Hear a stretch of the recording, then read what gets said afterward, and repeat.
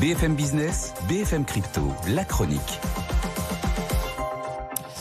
Antoine Larigauderie en direct du siège d'Euronext à la Défense. Antoine, d'abord la tendance sur les cryptos ce matin. Alors l'amélioration se confirme, elle a pris corps vendredi, on pousse les feux sur le Bitcoin au-delà des 23 000 $ encore ce matin. Dernier record à battre ces derniers jours, les 23 400, on va voir si la résistance tient. Un peu plus de 1700 sur l'Ether, mais tendance un petit peu moins bonne, notamment sur le Monero et le Bitcoin Cash.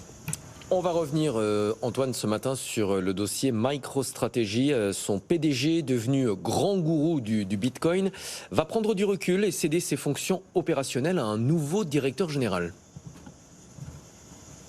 Oui, Phong Le, c'est son nom. Il va prendre le poste et gérer les affaires de MicroStrategy. On le rappelle, spécialiste du logiciel d'analyse de données pour les entreprises, qui a pris un sacré coup sur la tête à cause d'investissements hasardeux.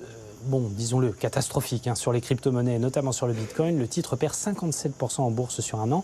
Et il était temps de réorganiser la direction, d'autant que c'est donc l'ex-patron opérationnel, Michael Saylor, fondateur, qui en était à l'origine, tellement convaincu d'adopter une stratégie d'entreprise basée sur le Bitcoin qu'il en est devenu une des grandes voix du côté de la communauté financière américaine, à tel point qu'on le soupçonnait d'avoir un petit peu lâché la rampe de son business d'origine.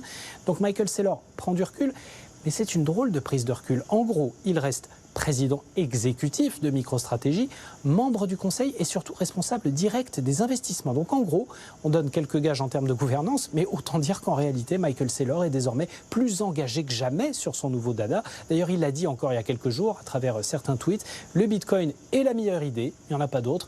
Depuis août 2020 et le début de notre stratégie Bitcoin, MicroStrategy a surperformé 97% des entreprises cotées au S&P 500. Donc, qu'on ne s'y trompe pas, ce qui ressemble à une mise à l'écart va en réalité pousser encore plus loin Michael Saylor dans ses convictions, sans doute moins exposé désormais s'il n'a plus les rênes opérationnelles de son entreprise, de quoi veiller avec encore plus de soin sur la cagnotte en Bitcoin accumulée par MicroStrategy ces dernières années. Elle a beaucoup perdu de valeur ces derniers mois certes, mais 129 000 Bitcoins, au cours actuel, on est quand même sur un trésor de guerre de 3 milliards de dollars quand même. Merci beaucoup Antoine Larigauderie.